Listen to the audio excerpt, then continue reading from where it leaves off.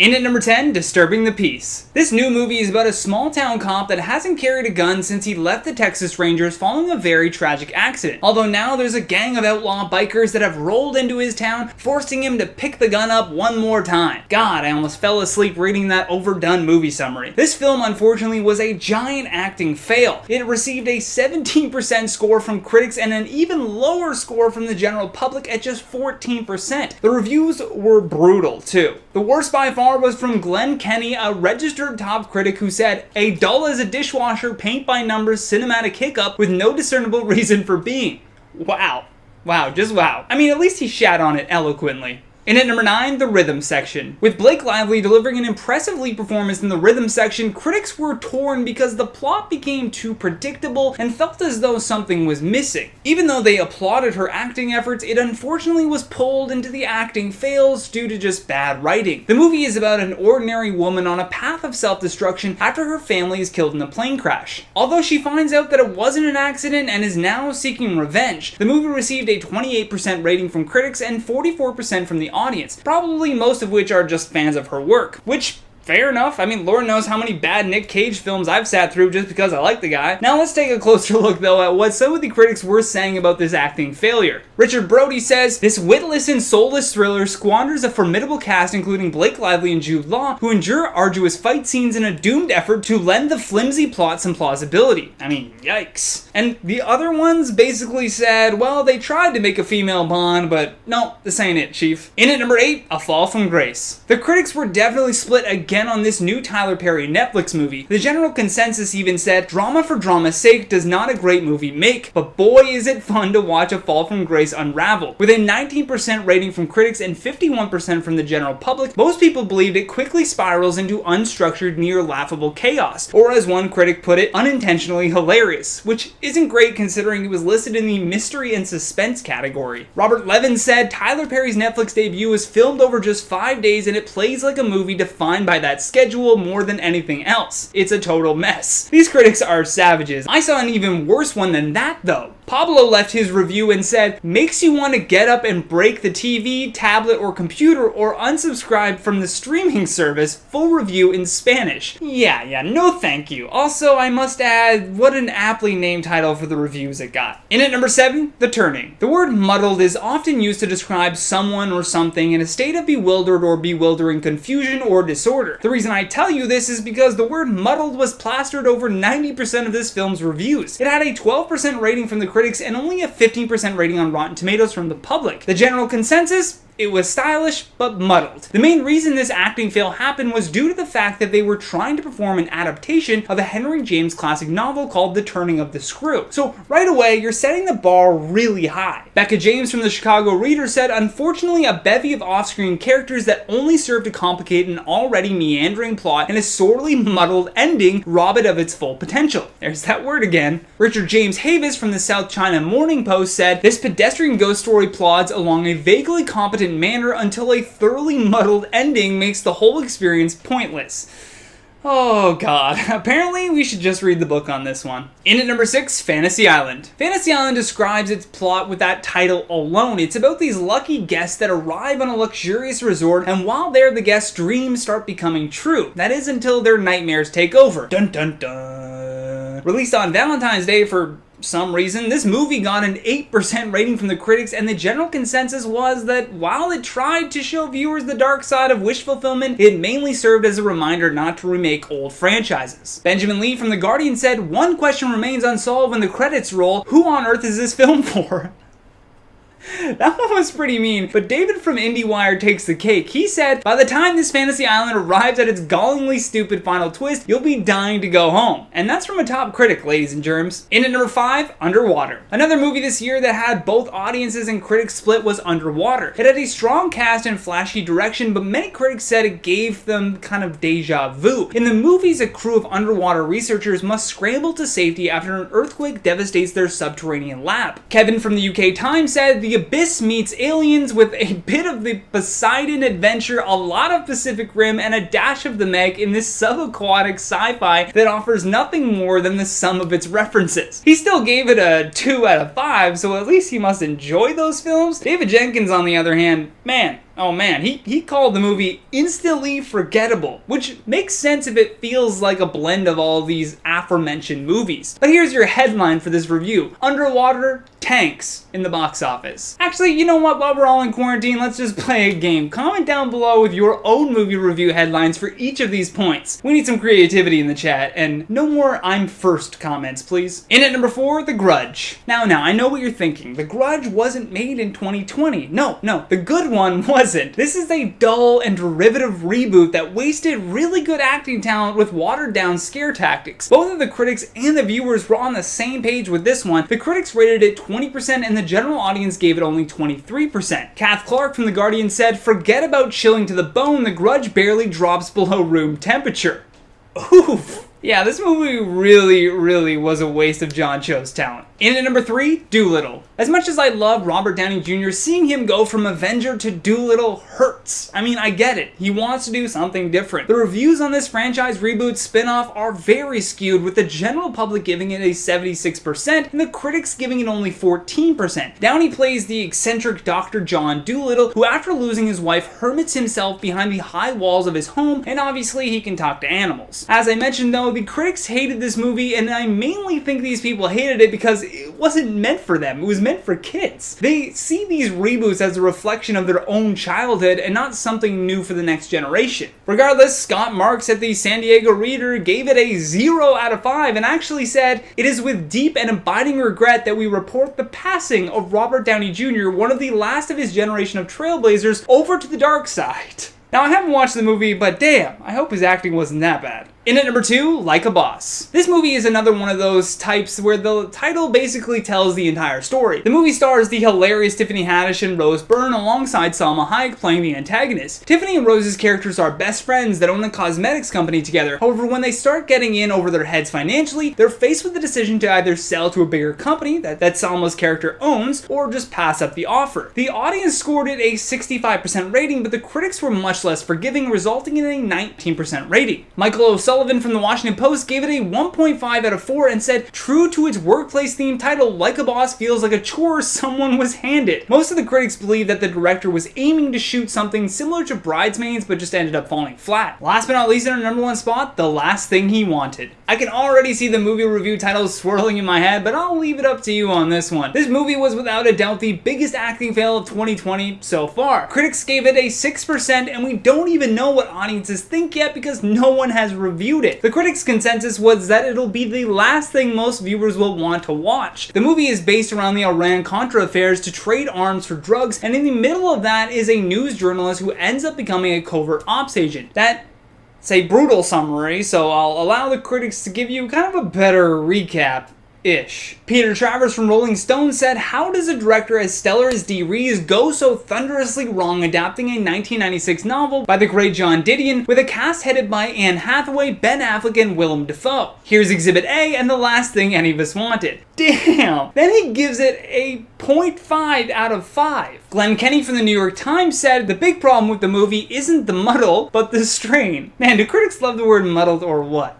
Now, as promised, before I leave you, here is the honorable mention. This 2020 acting fail comes to us from the set of the new Batman movie starring Robert Pattinson, and this video clip you're about to see is his stuntman shooting a scene. Enjoy!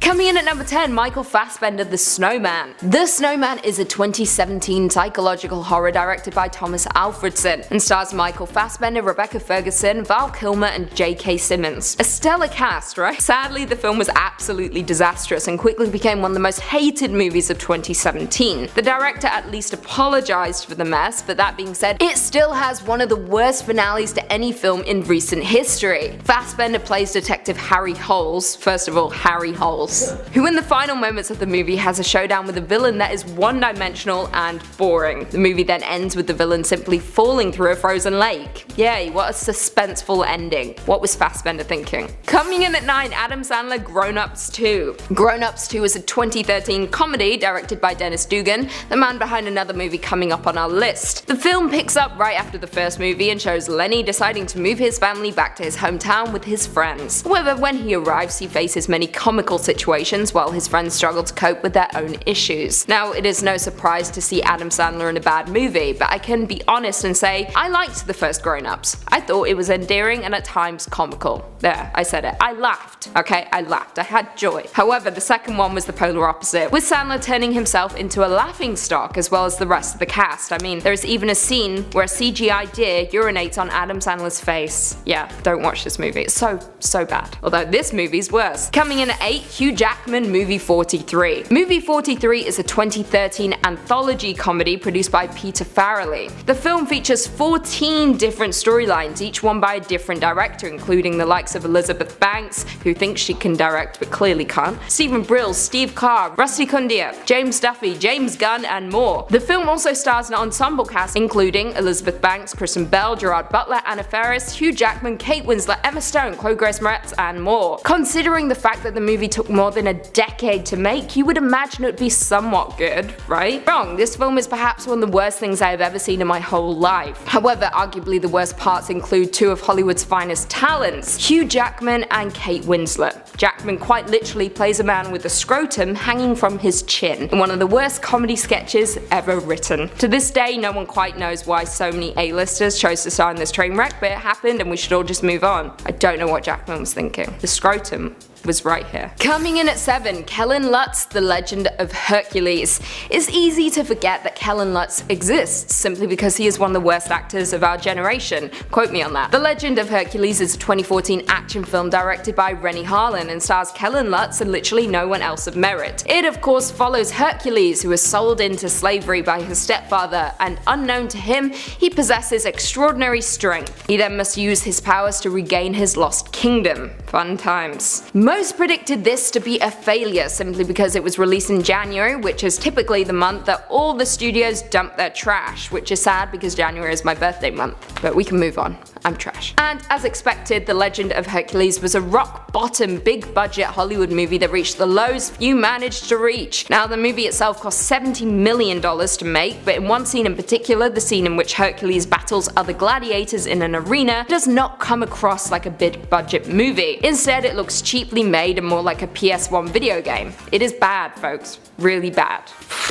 Coming in at 6, Cara Delevingne's Suicide Squad. Suicide Squad is a 2016 superhero movie based on the DC Comics supervillain team of the same name. Directed by David Ayer and starring Will Smith, Jared Leto, Margot Robbie, Joel Kinnaman, Viola Davis, Jai Courtney, and Cara Delevingne, the film itself was terrible, and yes, perhaps Jared Leto was one of the worst, but in my opinion the worst of the worst was Cara Delevingne. She can't act, but we are still pretending that she can. Stay in your lane. The movie itself was soulless, poorly made, and felt rushed. The editing was atrocious, even I would have pieced together something more competent, but let's discuss Enchantress, a howling awful character with even worse CGI, which was woefully unscary. Not to mention Cara's acting was some of the worst I've ever seen, making Leto's portrayal of the Joker seem standout in my opinion. Suicide Squad was by far the worst superhero movie of the 2010s. RIP. Coming in at 5, Alexandra Daddario, Texas Chainsaw 3D.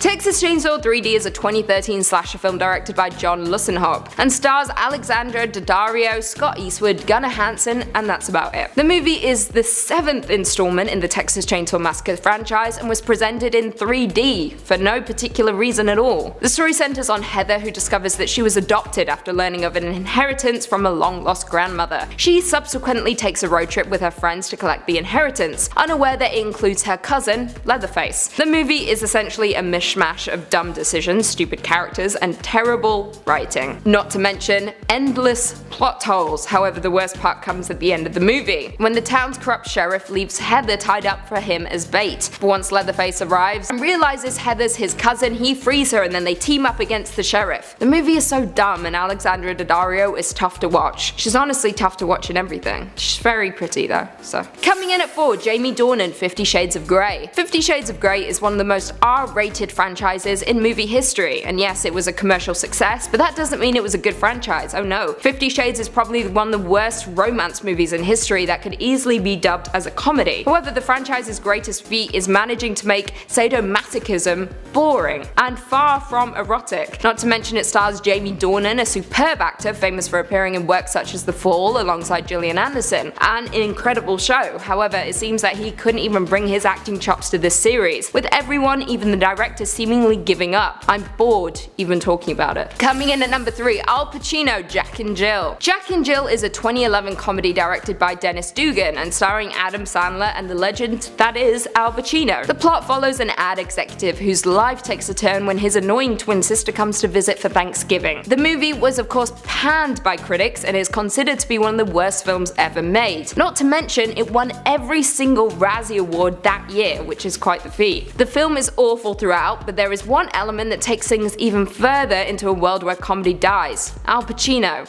Al Pacino is in the movie playing himself, and he falls in love with Jill, who is technically just Adam Sandler dressed up as a woman. It is sad to see such a brilliant actor take such an abrupt turn in their career. Hopefully this doesn't become a trend. Get it together, Al. Coming in at 2, Kristen Stewart, The Twilight Saga. The Twilight Saga lasted from 2008 to 2012 and is a series of 5 romance fantasy films based on 4 novels by Stephanie Meyer. The films of course star Kristen Stewart and Robert Pattinson and follows the characters of Bella Swan, a human, and Edward Cullen, a vampire, who fall in love and cause a lot of problems in their respective worlds. The movies are bad. Really bad, but I will say that I did enjoy the final movie, Breaking Dawn Part 2. Like, I will admit that. I feel the shame, but I admit it. However, let's discuss Breaking Dawn Part 1, which was a show, although still better than New Moon. In this one, Bella and Edward finally wed and go on their honeymoon. The first half of the movie is quite literally filled with romantic montages, them having sex, including the couple playing chess. There's like 30 minutes of them playing chess. Not to mention the dialogue is atrocious. Bella then gets knocked up after getting all intimate with the vampire, and then everything goes even further downhill. Honestly, when you look at the career Kristen Stewart has now, it hurts to look back at her days as Bella Swan. And finally coming in at number 1, Bruce Willis, A Good Day to Die Hard. A Good Day to Die Hard is a 2013 action thriller and 5th and final installment in the Die Hard franchise. The main plot finds John McClane traveling to Russia to get his estranged son, Jack, an undercover CIA agent, out of prison. He is soon caught in the crossfire of a global terrorist plot. It's easy to pretend this film doesn't exist because it is atrociously written and staggeringly soulless, not to mention straight up boring. Upon release, Die Hard 5 cemented itself as one of the worst movies of all time, with Bruce Willis presumably having major regrets. In general, the movie is heartbreaking for longtime lovers of the Die Hard series, with the film utterly destroying the franchise in one quick swoop. Not to mention Bruce Willis's career. Where is he now, guys? Can you find him? Didn't think so. Coming in at number 10, Sylvester Stallone, Rambo Last Blood. I mean, Rambo is always a fun time no matter how old Sylvester Stallone gets. However, I think we've finally reached the final stretch with Rambo Last Blood, which shows off how ungracefully he has aged. It's hard to keep a franchise going when the first movie was about the one-time symbol of post-Vietnam resentment. This is now non-existent. The movie is tedious and oddly sadistic, and of course with any Stallone movie for the most part it's just mumbled dialogue. The movie is truly bloodthirsty, with one scene showing our hero torturing, impaling and decapitating a whole load of dudes. Film was unnecessary carnage, and it's getting about time for Stallone to hang up his knives and hat. Coming in at number 9, Stanley Tucci, The Silence. The Silence is not just one of the worst movies of the year, but one of the worst movies of the decade, and that's saying a lot. The film centers on the world under attack from terrifying creatures who hunt their human prey by sound. I've said it before and I'll say it again. Dollar Store Quiet Place. Come for me. Now, it's surprising this movie failed, considering it had stars such as Stanley Tucci, Kiernan Shipka and Miranda Otto, although the latter I hate with a vengeance simply because of Lord of the Rings: The Two Towers. However, none of them could save it. If anything, each and every one of them is terrible. Sorry, not sorry. Not to mention the movie lacks any real suspense and is not scary in the slightest. It also lacks character development, ambiance and originality, considering it stole its story from John Krasinski. Just saying. Coming in at number 8, Matthew McConaughey, Serenity. You've probably heard of Serenity, but probably have no idea when it was released, who it stars and what it's about. Well, the movie was of course released in 2019 and starred Matthew McConaughey, Anne Hathaway and Diane Lane. Stellar cast, right? Well, sadly, as you would expect the movie was hot trash. Not even hot trash, cold, stale trash you left out overnight. It centers on a fishing boat captain who juggles facing his mysterious past and finding himself ensnared in a reality where nothing is what it seems. Even the plot makes absolutely no sense.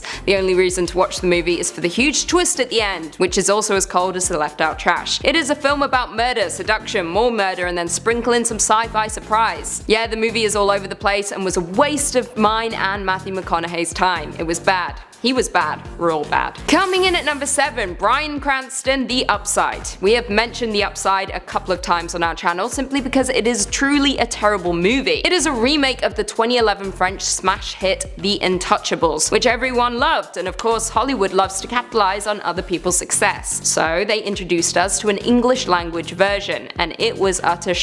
The movie itself is about a wealthy quadriplegic played by Bryan Cranston who requires a caretaker to help him with his day-to-day routine. So he hires Dell, played by Kevin Hart. Unlike the French version, this remake is completely shallow, manipulative, and for 2 hours is demanding all of your feelings by force. Bryan Cranston couldn't even save this movie, and I'm thinking he has major regrets about that now. Although he did do Malcolm in the Middle, and that's a whole load of regrets. Coming in at number 6, Hilary Duff, The Haunting of Sharon Tate. Oh, Hilary Duff, our favorite Disney Channel star, Lizzie McGuire, if you will. She returned out of the ashes to star in what I guess was supposed to be a great horror movie about Sharon Tate and the Manson family, of course capitalizing off of the success of Once Upon a Time in Hollywood. However, it didn't work out too well for the former Disney star. It of course centers on the murder of Sharon Tate, however it descends into something more along the lines of a supernatural horror movie, with Charles Manson clad in denim and looking more like the Babadook than a man. However, like Tarantino's film, The Haunting of Sharon Tate is an alternate history version of the murders, and lingers in the supernatural, with the victims being tortured and murdered multiple times throughout the movie, in turn presenting us with something truly disrespectful. These were real people, real victims, and we were shown something truly sadistic, gratuitous, and completely tasteless. Coming in at 5, Melissa McCarthy, The Kitchen. When I saw this pop up when doing research for this list, I thought it was a joke. Genuinely. A movie called The Kitchen, starring Melissa McCarthy, Tiffany Haddish, and Elizabeth Moss. Yes, the Scientologist. About the wives of New York gangsters in Hell's Kitchen in the 70s. You have to be kidding me. Now, it could have potentially been a fresh take on the mob drama, however it came out undercooked. The writing is poor and cringy, and the actors clearly have no chemistry. A misfire happened at some point, and I don't think it was the source material. I think it was casting Melissa McCarthy as the lead in an action mob drama. I just can't. She needs to stick to Bridesmaids. That's where she shines. Coming in at number 4, Sophie Turner, X-Men Dark Phoenix.